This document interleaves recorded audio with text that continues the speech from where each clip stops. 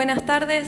Muchísimas gracias Ana, Nico y todo Fundación Daya por la invitación. Como decía ayer, un placer formar parte de Fundación Daya. Es cuna y escuela del uso terapéutico de cannabis en Latinoamérica y el mundo.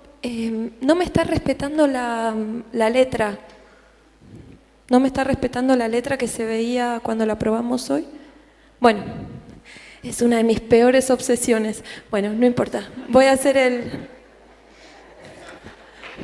esfuerzo. No importa. Ah, bueno, entonces esperamos 5 minutos, puede ser, menos. Por favor, si es posible. ¿Canto? No sé si soy tan buena cantando como para cantar, pero bueno, no sé bien qué hacer ahora, la verdad. Es que la otra letra es como redondita y... Bueno, pero ya. Disculpen, ya está, ya rompí el hielo, eso es lo bueno. Bueno, pero no... Ah, mira, ahora podemos conversar por mientras se le... Ahí sí, ahí está. Muy bien, muchas gracias. Tengo una obsesión con esa letra, me encanta. Bueno, entonces, voy a hablarles de esquizofrenia y cannabis.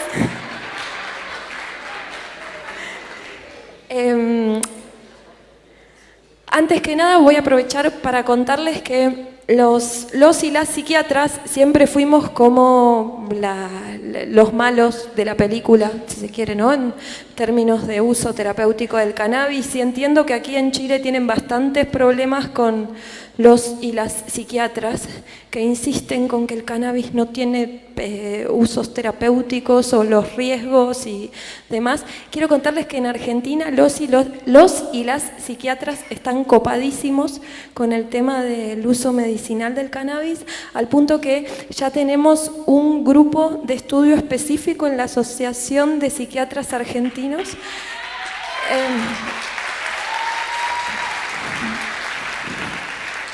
Por supuesto, eso fue un logro de la sociedad civil. Nosotros como médicos solo acompañamos. Pero bueno, creo que esto habla, ¿no?, del potencial terapéutico que tiene para ofrecer la planta de cannabis a la salud mental. Y bueno, hoy particularmente vine a hablarles de esquizofrenia. Entonces, empezamos. A ver, ahora no me digan que no lo puedo pasar porque... Ahí está. Bueno, el contexto médico actual. A mí me gusta describir al contexto médico actual con esta imagen donde es un camino de piedras que hay que ir haciendo equilibrio y en taquito y sin mirar hacia los costados, porque si empezamos a mirar hacia los costados, esta cuestión de la evidencia científica, la rigurosidad de la evidencia que sostiene las aplicaciones terapéuticas y demás, todo esto se empieza a descascarar, ¿no? Y eso está muy presente. Si empezamos a investigar un poquito más allá de ese contexto así como de visión cerradita, empezamos a ver que las cosas que nos decían no eran tales, o que hay mucho conocimiento que no tiene tanta rigurosidad científica, sino que se trata más de desinformación y prejuicio. Y esto creo que se relaciona directamente con el impacto del prohibicionismo. En relación a esto, hoy no vine a hablarles de prohibición, pero sí quiero recomendarles estos dos textos, pues me parece que es importante para toda la sociedad tener presente el impacto del prohibicionismo en nuestra sociedad y particularmente para la población médica, porque la verdad es que no sabemos de esto, y cuando empezamos a darnos cuenta de que el prohibicionismo está instalado en todos lados, se empieza como a despejar un poco más el asunto. Así que bueno, Tras el grito de Johann Hari es un libro hermosísimo, incluso para recomendárselo a otros colegas medio escépticos o medio temerosos, y La prohibición, que es el primer libro que editó la revista THC, es todo un recorrido sobre la historia de la guerra a las drogas.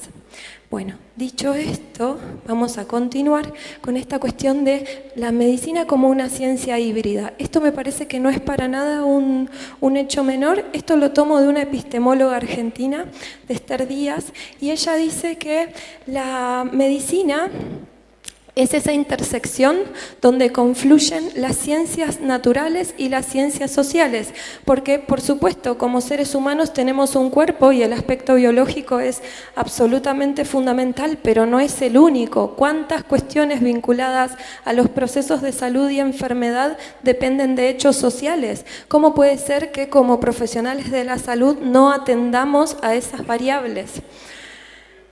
Esto creo que también se instala en un contexto de un modelo médico hegemónico, que déjenme leerles la definición, es el conjunto de prácticas, saberes y teorías generadas por el desarrollo de lo que se conoce como medicina científica, el cual desde finales del siglo XVIII ha ido logrando dejar como subalternos al conjunto de prácticas, saberes e ideologías que dominaban en los conjuntos sociales, hasta lograr identificarse como la única forma de atender a la enfermedad, legitimada tanto por criterios científicos como por el Estado. Es decir, finales del siglo XVIII, esto no existió siempre.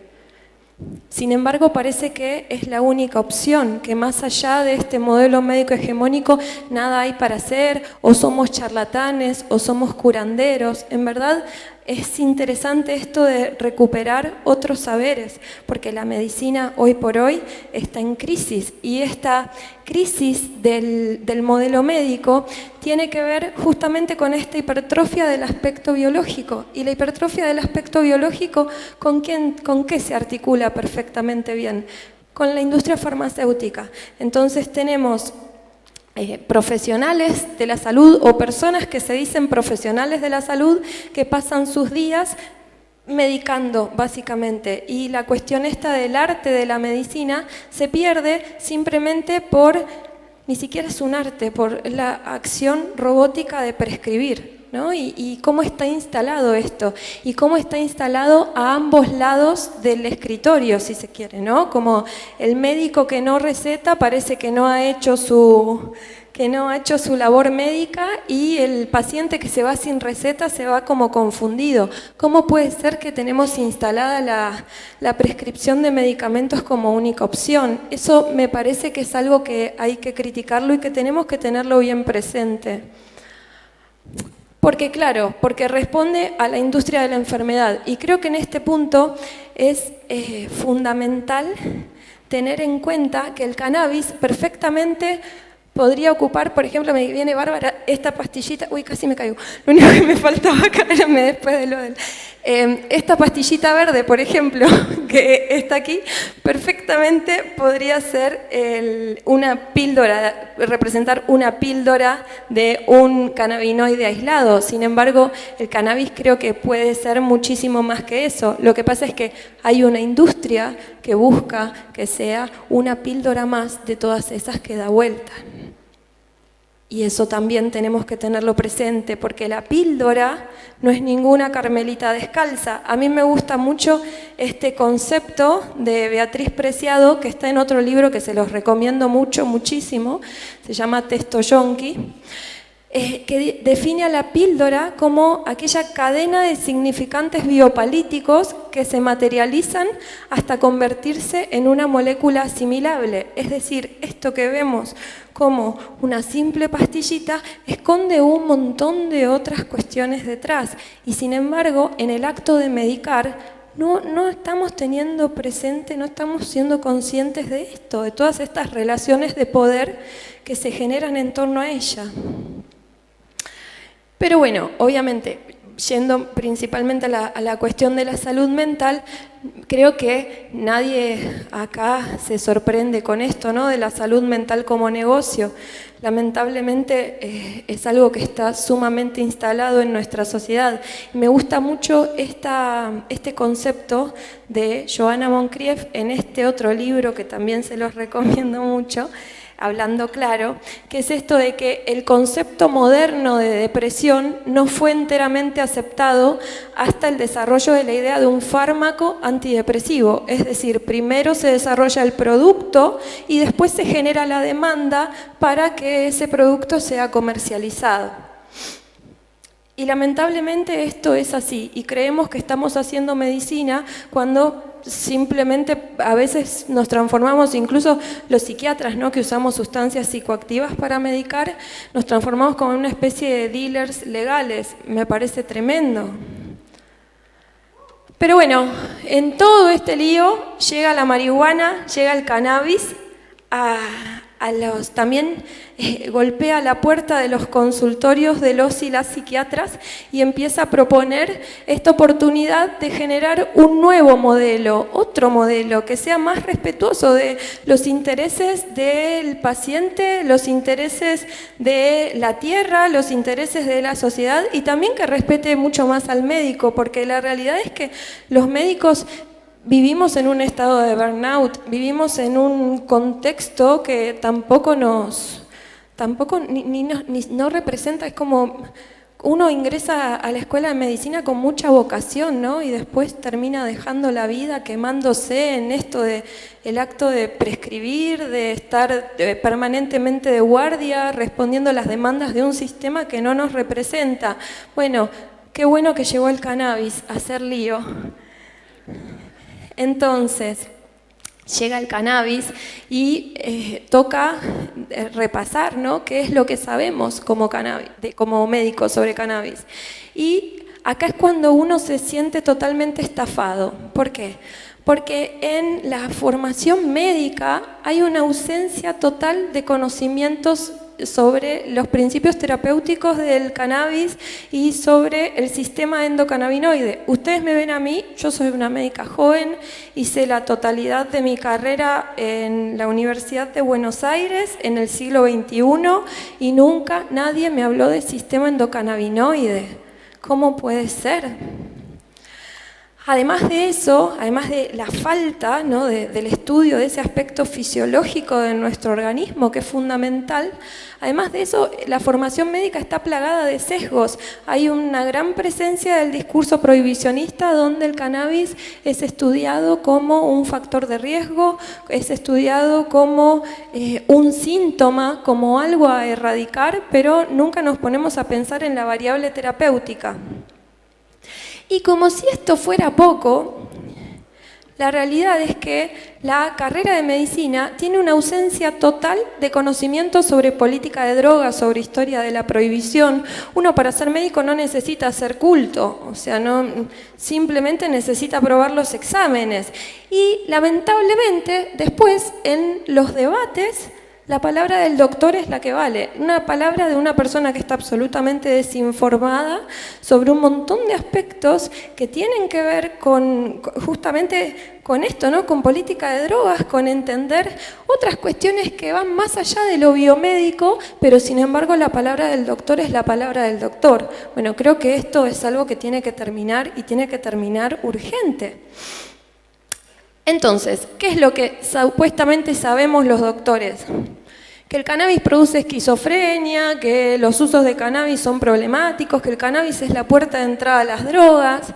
Y entonces cuando uno como estudiante de grado, de posgrado, quiere acceder a un poco más sobre cannabis y esquizofrenia, lamentablemente la respuesta de las escuelas de medicina es un factor de riesgo. Ok, ¿y qué más? Es un factor, ok, ¿y qué más?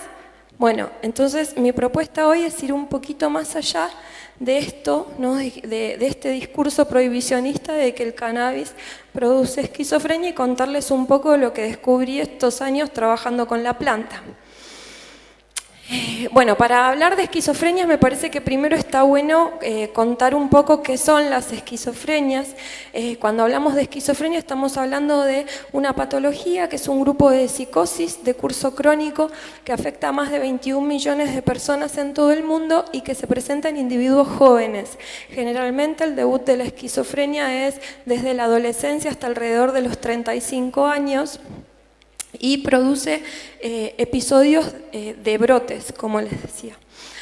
Según la OMS, esto lo saqué hace poquito de la página de la OMS, las esquizofrenias en todo el mundo se asocian a una discapacidad considerable y pueden afectar el desempeño educativo y laboral.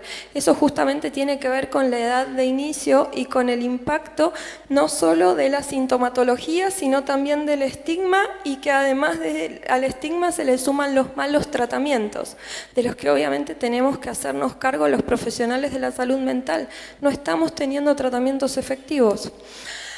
Otra cosa que dice la OMS es que las personas con esquizofrenia tienen entre 2 y 2,5 veces más probabilidades de morir a una edad temprana que el conjunto de la población, y esto se debe por lo general a enfermedades físicas como enfermedades cardiovasculares, metabólicas e infecciosas. Yo no sé si alguien acá está en la Organización Mundial de la Salud o conoce a alguien que está en la Organización Mundial de la Salud, pero si es así, por favor, díganle a la Organización Mundial de la Salud de mi parte que cuando hablamos de enfermedades cardiovasculares o enfermedades metabólicas, en verdad lo que estamos haciendo es naturalizar el efecto secundario de los psicofármacos.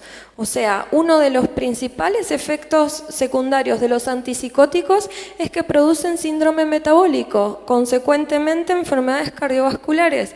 Entonces digo, ¿cómo puede ser que la Organización Mundial de la Salud, dentro de la constelación de síntomas, ya está aceptando el efecto secundario de los antipsicóticos como si fuera parte de la enfermedad? Esto no necesariamente es así. Y después, otra cosa que dice es esto de que los esquizofrénicos suelen sufrir estigmatización, discriminación y la violación de sus derechos humanos.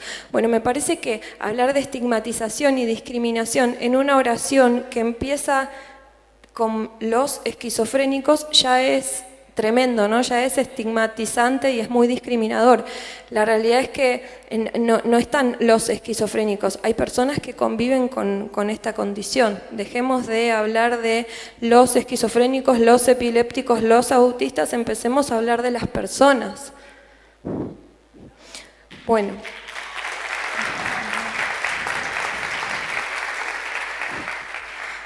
Bueno.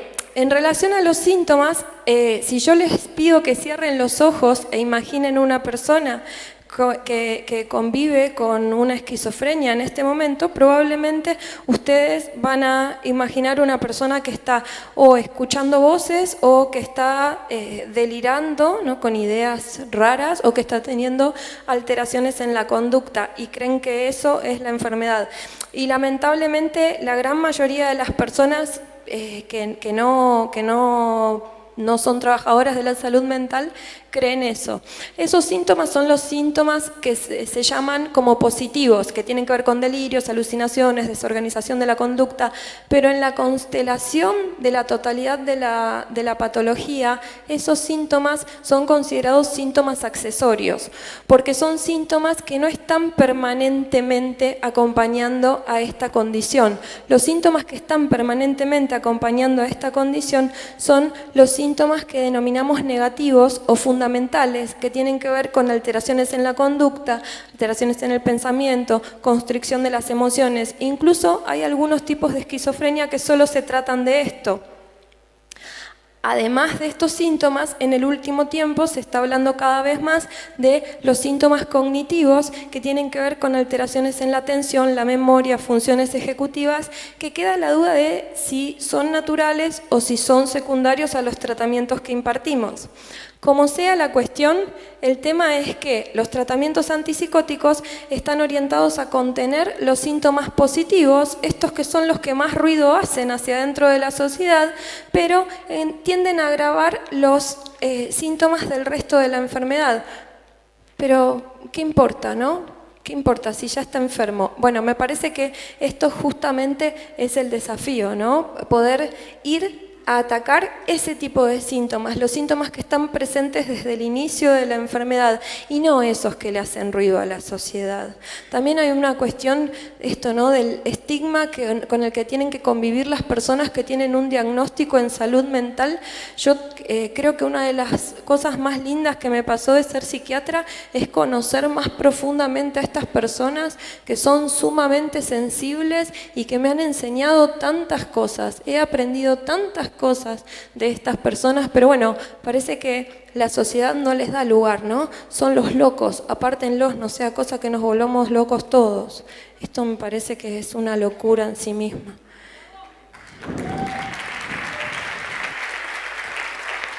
Bueno, gracias.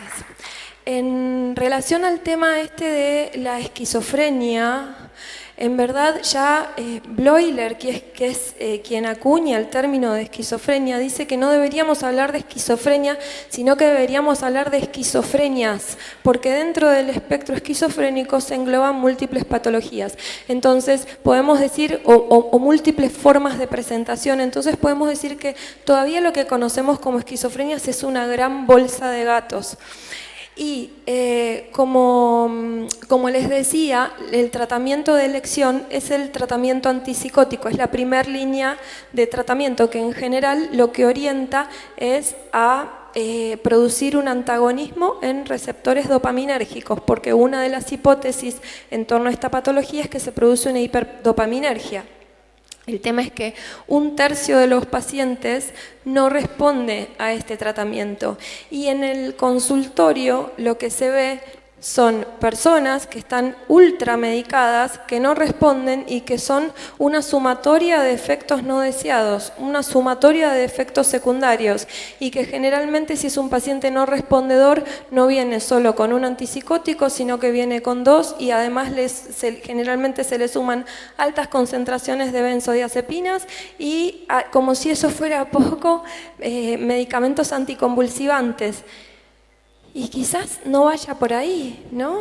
Porque bueno, hay pacientes que no responden a la terapéutica. ¿Y saben qué?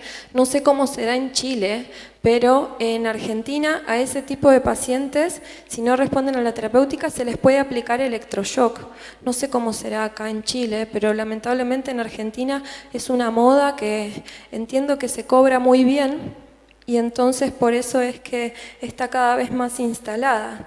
Pero bueno, está habilitado el electroshock, pero para que este tipo de casos, que ahora les voy a contar un poquito más sobre el uso de cannabis en este tipo de pacientes, para que este tipo de pacientes usen cannabis pareciera como si fuera una locura, ¿no? Y sin embargo del electroshock no tenemos evidencia científica, de hecho real, ¿no? De hecho, muchísimas personas terminan con daños cognitivos muy severos y sin embargo es algo que se aplica. Bien, entonces es urgente. Otra cuestión que me parece que es muy fundamental es esto de que debido a los efectos secundarios, a los efectos no deseados de este tipo de tratamientos, la adherencia a estos tratamientos es baja. O sea, las personas que utilizan, que reciben indicación de estos tratamientos tienden a suspenderlos y lamentablemente el modelo médico responde a esa falta de adherencia con muchísima agresividad y cuando hablo de agresividad hablo de personas que son atadas a las camas de las clínicas, personas que son inyectadas aún en contra de su voluntad, personas que son internadas en clínicas psiquiátricas en contra de su voluntad. Todo eso se hace en nombre de la intervención terapéutica, ¿no? Obviamente, ¿quién puede confiar en un sistema de salud que te trata así? Es muy difícil. Lograr buenas adherencias en este tipo de casos, la verdad es que es muy difícil porque son personas que vienen muy golpeadas por el sistema de salud. Entonces, es urgente implementar nuevas terapéuticas. Bueno, sobre cannabis y psicosis, se han dicho muchas cosas, como les decía, gran parte de lo que se dice es esto de que el cannabis es una sustancia que puede producir psicosis y hay algunas evidencias científicas que se toman para ello y está bueno también ajustar la lupa y evaluar un poquito más algunas metodologías que se utilizan porque, por ejemplo, acá en este slide hay tres como 3 ejemplos, voy a tomar el último: empeoramiento transitorio de los síntomas psicóticos, así como de las funciones cognitivas en pacientes esquizofrénicos estabilizados farmacológicamente a través de la aplicación intravenosa de THC. 2 cosas. Cuando hablamos de cannabis no hablamos solo de THC, hablamos de una sumatoria de componentes. THC aislado no es sinónimo de cannabis. La otra es que si alguna vez alguien conoció a alguien que utilice cannabis de forma intravenosa, por favor, yo al final de la presentación dejo mi mail, por favor avísenme, porque la realidad es que no respeta ni siquiera las vías de administración habituales. ¿Cómo puede ser que esto se tome como evidencia de el cannabis como productor de psicosis? No, yo creo que es una evidencia, sí, pero de la falta de diálogo de la ciencia con la sociedad. Y esto también me parece que es algo que es urgente modificar. Pero bueno, más allá de eso, más allá de esta cuestión del THC como el malo de la película, el CBD tiene bastante para ofrecer en esta patología, y fíjense que este primer paso que les traigo acá es del año 1995 y es un reporte de caso en el cual en una mujer de 19 años que era resistente a la terapéutica con haloperidol, lo que se hizo fue asociar 1,5 gramos día de CBD. Y fíjense que la conclusión es que el resultado indica que el cannabidiol podría poseer un perfil antipsicótico atípico y sugiere que es necesario realizar más estudios. En el año 1995 y hoy 2019 hablamos de esto como si fuera una novedad. Es un absurdo, ¿no? Creo que eso tiene que ver justamente con el impacto del prohibicionismo. Bueno, esto es otro estudio, que es un estudio que tampoco es tan nuevo, es del 2012, ya estamos casi a 2020, pero bueno, es un estudio alemán que lo que hizo fue comparar, porque, a ver, la hipótesis es que el CBD tiene efectos antipsicóticos. Discúlpenme que no lo dije antes, pero la hipótesis es esa, que podría utilizarse CBD como un medicamento, un fármaco antipsicótico. Este es, como les decía, un estudio alemán que es del año 2012, donde lo que se hizo fue establecer una comparativa de efecto antipsicótico entre CBD versus amisulprida. Amisulprida es un fármaco antipsicótico atípico que en Europa se usa bastante.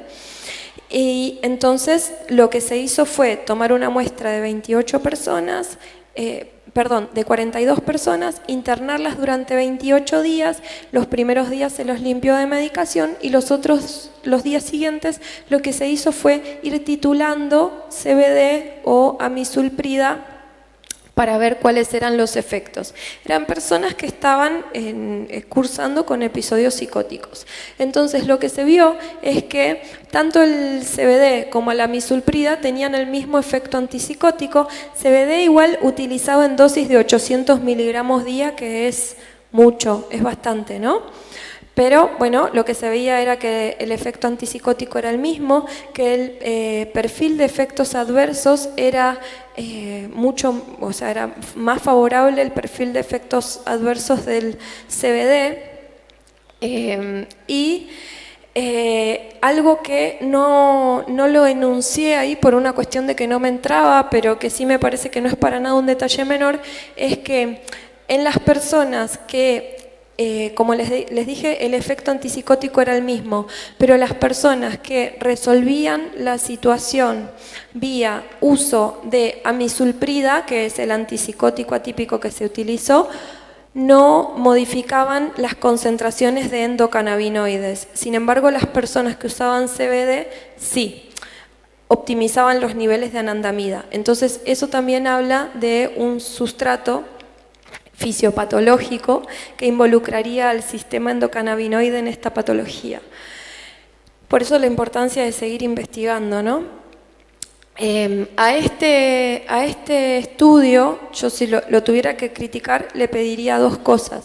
Primero, que tenga más tiempo de tratamiento, porque es un estudio que duró en su totalidad 28 días, que eso es bastante poco. Y después, tratamiento combinado, ¿no? Porque a estas personas lo que se les hizo fue retirarles totalmente los esquemas de medicación para empezar con CBD o con este otro antipsicótico, y en verdad la idea no es una cosa o la otra, sino que me parece que lo interesante aquí es poder integrar, y es lo que vemos en la clínica, que una correcta integración de ambas herramientas logra objetivos terapéuticos muy muy buenos. Pero bueno, voy a seguir con esta otra, que es otro estudio. Este se publicó en 2017, es un estudio multicéntrico en el que es de Estados Unidos, sí, que en el que lo que se hizo fue también un doble ciego, que a algunas personas se les daba placebo y a otras personas se les daba 1 gramo de CBD al día durante 6 semanas de tratamiento. Y lo que se vio en este estudio, que este estudio sí habilitaba el uso del CBD asociado al resto del esquema de medicación que tenían las personas.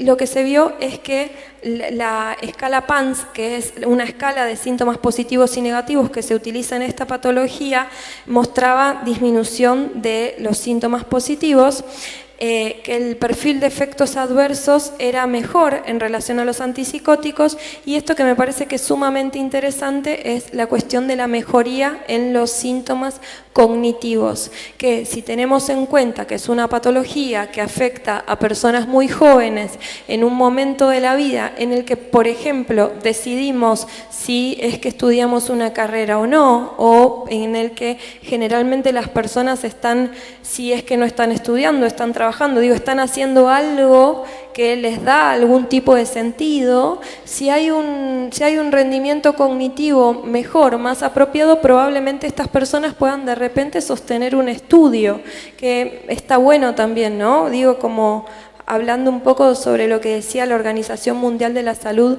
sobre este tema de las dificultades que tienen estas personas para la inserción sociolaboral. Si mejoramos los síntomas cognitivos ya estamos mejorando mucho. Bueno, los mecanismos íntimos, hay muchas hipótesis, pero esto sí me parece que es como súper interesante para hablarlo con ustedes, es esto de si el CBD en altas concentraciones es la mejor opción, porque el CBD en altas concentraciones tiene efectos no deseados, que son efectos que pueden ser bastante peligrosos, ¿no? Como digo, es un agente que afecta bastante la función hepática, y si estamos hablando de una persona con este diagnóstico que probablemente ha convivido durante años o durante décadas incluso con el uso de psicofármacos, ya estamos hablando de un organismo sobreexigido por este tipo de fármacos que, como les decía, son muy agresivos para el organismo en su totalidad. Entonces, independientemente de los efectos no deseados que puede tener el CBD en altas dosis, también me parece que es importante en este punto contarles que yo hoy estoy acá porque obviamente acompaño personas que tienen este diagnóstico y que hacen un uso consciente de derivados de cannabis y que tienen buena evolución. Y la realidad es que yo soy argentina y en Argentina no tenemos acceso a 800 miligramos de CBD, 1 gramo de CBD, 1,5 gramos de CBD. Tenemos acceso a productos artesanales de planta entera. Y como les decía, si estoy acá es porque obviamente estoy acompañando tratamientos que han sido exitosos, si no, no me invitarían. Es corta, ¿no? Y esos tratamientos exitosos son tratamientos hechos con productos artesanales de planta entera que los produce la propia familia, que los cultiva la propia familia. Lo que hacen es utilizar genéticas altas en CBD, lo más alto en CBD posible. En general las extracciones las preparan en frío o a baja temperatura. Estamos teniendo muy buenas respuestas a los macerados también. Y eso está bárbaro, y eso nos está permitiendo descender medicación, mejorar calidad de vida, y eso está pasando está pasando en Argentina, sí, pero no es el único país en el que está pasando. Hay personas con diagnósticos de patologías de salud mental, diagnósticos en salud mental, que también se pueden ver favorecidas por el uso de derivados de la planta. No nos olvidemos que la presencia del sistema endocannabinoide en sistema nervioso central es inmensa, que tiene efectos neuromoduladores, que el tema es ser, acá sí, me parece que en este sentido es importante estar presente para acompañar a las personas, ¿no? A mí me encanta y sueño con el día en que las personas que hoy son mis pacientes se emancipen y no me necesiten más, pero la realidad es que estamos probando algo nuevo y es importante sí estar ahí poniendo el cuerpo y acompañando. Pero realmente si lo hacemos con cuidado y si lo hacemos con acompañamiento médico, acompañamiento familiar, es posible. Y mi experiencia es de esquemas de medicación súper agresivos que hemos logrado descender, personas que estaban atravesadas por un síndrome metabólico que ya no es tal, personas que estaban condenadas a ser literalmente la planta, ¿no? Estar como postrados en una cama o mirando a la pared o mirando el techo y que eso ya no está más. Y entonces uno dice, pero pará, ¿esto que tenía era la esquizofrenia o qué era? Porque en verdad está bien, el cannabis fue efectivo y la efectividad del cannabis es lo que permite reducir el esquema de medicación, pero entonces ahí uno dice, ¿qué es? ¿Es la enfermedad o es el mal tratamiento que está recibiendo esa enfermedad, ¿no? Entonces, esto está pasando y esto va a seguir pasando porque cada vez son más las personas que necesitan encontrar otras soluciones para convivir con esta condición. Y por suerte, como les decía, un uso consciente de cannabis es una herramienta fundamental, es una herramienta, pero yo jamás pensé que a esta altura de mi carrera iba a estar haciendo esto. Es increíble y si estoy acá, como les decía, es porque funciona. Bueno, pero tenemos una cuestión, una tensión ahí gigante e inmensa que es esto, ¿no? Moléculas versus plantas. Tenemos un universo médico que está desarrollado en torno a modelos monomoleculares y parece que si uno trae un compuesto que puede alojar los 104 cannabinoides, terpenos, flavonoides y como todas las propiedades de la planta, parece que si no hay control suficiente sobre eso es como una locura. No, en verdad es el uso terapéutico de una planta. O sea, ¿cuánto hace que la humanidad hace usos terapéuticos de las plantas?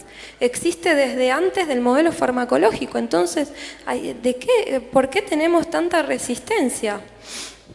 Pero bueno, tenemos este desafío, moléculas versus plantas. Y esto, ¿no? De observar a la naturaleza, de observar esta cuestión del efecto séquito, donde 1 más 1 no es 2, donde hay una asociación de componentes que es maravillosa, donde no solamente estamos hablando de cannabinoides, sino también no es lo mismo una planta con la misma concentración THC-CBD que tiene distintos tipos de terpenos, no es lo mismo. Entonces, me parece que para esto tenemos que hacer el ejercicio de corrernos de ese antropocentrismo que nos hace creer que podemos dominar a la naturaleza y empezar a transformarnos en una herramienta de la naturaleza, ¿no?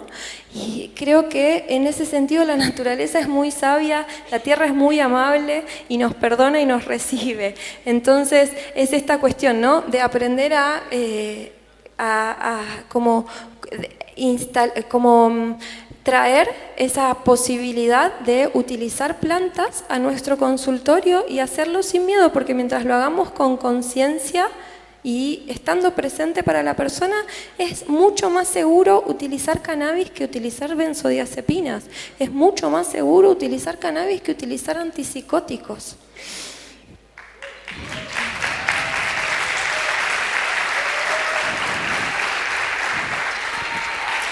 Bueno, y dentro de los desafíos a transitar, creo que es urgente y fundamental poder realizar estudios con preparados de planta entera versus CBD aislado o esto, ¿no? Así como nos permiten hacer estudios con CBD aislado, que nos permitan hacer estudios con planta entera, porque creo que tiene mucho más para ofrecer que lo que está ofreciendo el CBD. Y como les decía, me parece que es fundamental innovar los tratamientos, y esto no es para nada menos, porque no es para nada poco, porque muchas de las personas con diagnóstico de esquizofrenia lamentablemente se suicidan. Es una patología en el que la probabilidad, o sea, hace que la probabilidad de que las personas fallezcan por suicidio es 9 veces más elevada que la del resto de la población. Para esto les voy a traer una frase de un paciente que tiene este diagnóstico, que está cultivando ya hace como 3 años y que dice que el uso de cannabis le contenta y mitiga la ansiedad y frustración que le produce el uso de psicofármacos, porque encontramos una buena combinación donde él además es un sujeto activo porque cultiva, elabora sus extractos y pasó de no querer usar psicofármacos a entender que una dosis baja de psicofármacos le hace bien. Y eso me parece que es muy potente, interesante, ¿no? Es como esto de innovar los tratamientos. Bueno,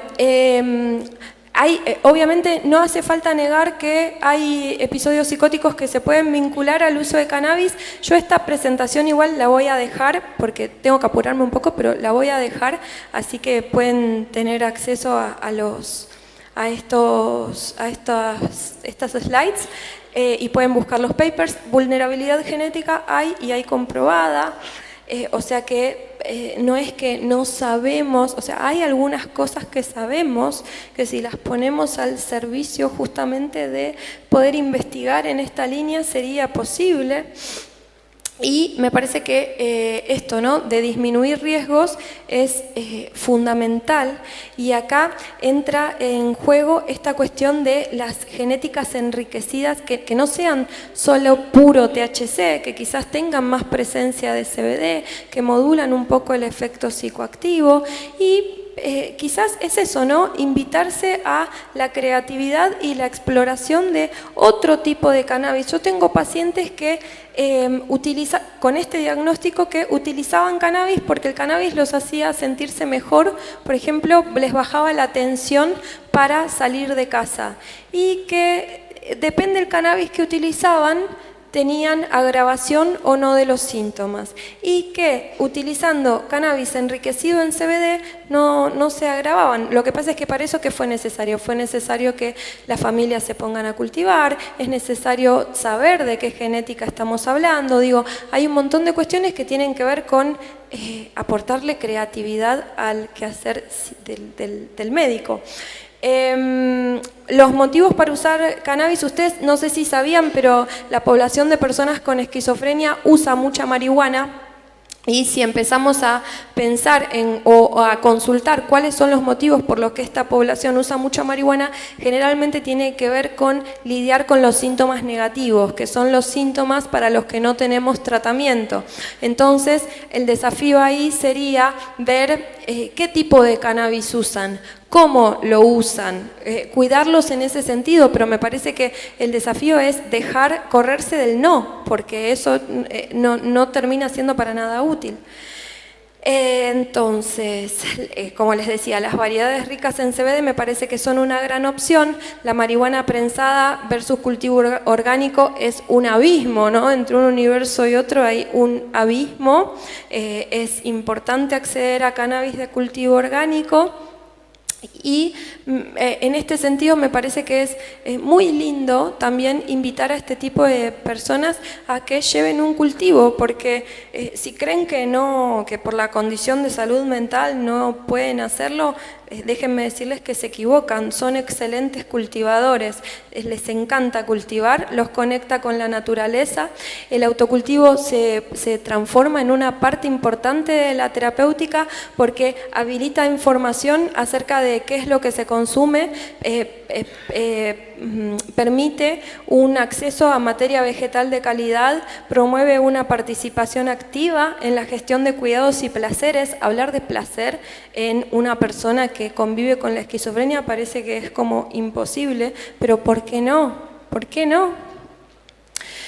Además es una puerta de entrada a la naturaleza, se convierte en un propósito y nos da la posibilidad de ayudar a otros mediante el cultivo solidario. Y esto, así como se ve en el resto de la sociedad, también se ve en estas personas que conviven con este diagnóstico.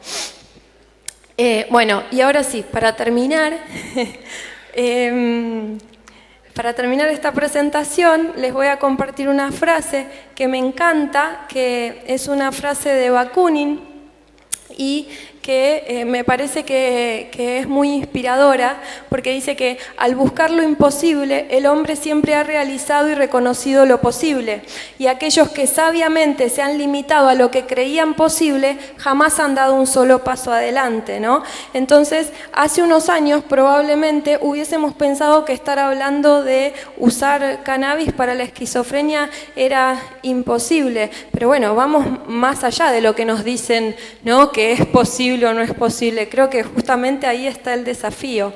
Y ahora sí, para terminar, quiero compartirles este sitio, para quienes no lo conocen. Este es un sitio donde se pueden descargar papers, las publicaciones científicas que generalmente se comercializan en dólares y que no podemos acceder, no podemos estar pagando 20, 30 dólares cada vez que queremos leer un paper.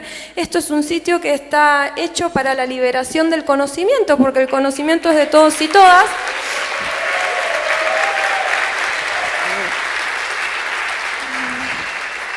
Así que los invito a que lo utilicen, porque ahí está a disposición.